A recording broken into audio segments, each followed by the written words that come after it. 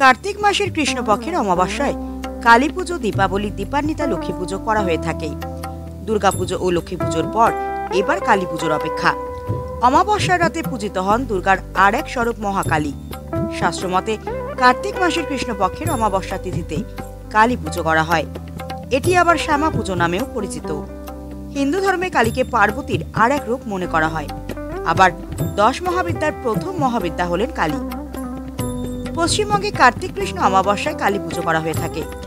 এছাড়াও এই তিথিতে দীপান্বিতা, লক্ষ্মী পুজো এবং দীপাবলি উপলক্ষে লক্ষ্মী, গণেশ এবং কুবেরের পুজো করা হয়ে থাকে।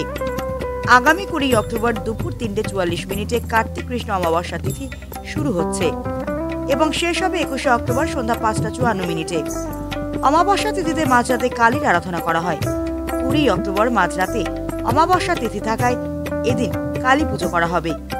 এদিন নিষেধকাল থাকবে রাত 11:55 থেকে রাত 12:44 পর্যন্ত। এদিকে দীপান্বিতা, লক্ষ্মী পুজো অমাবস্যার সন্ধ্যায় করা হয়। এই কারণে 20 অক্টোবর দীপান্বিতা, লক্ষ্মী পুজো করা হবে। 20 অক্টোবর সন্ধ্যা 7:08 থেকে রাত 8:18 পর্যন্ত মোট 1 ঘন্টা 11 মিনিট সময় দীপান্বিতা, লক্ষ্মী পুজো করা যাবে।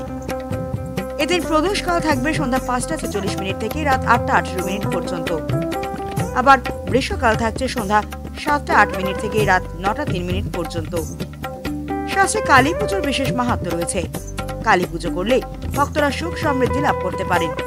কালী অত্যন্ত শক্তিশালী, শত্রু এবং অশুভ শক্তি সংহার করে থাকেন তিনি। তাই তার পুজো করলে ভক্তরা অপার শক্তি অর্জন করতে পারেন। পাশাপাশি তাদের সমস্ত শত্রু নাশ হয়। এছাড়াও কালী পুজো করলে কোষ্ঠীতে উপস্থিত রাহু ও কেতুর দুষ্প্রভাব শান্ত করা যায়। আবার যারা তন্ত্র সাধনা করেন তাদের জন্য কালী পুজো অত্যন্ত মাহাত্ম্যপূর্ণ।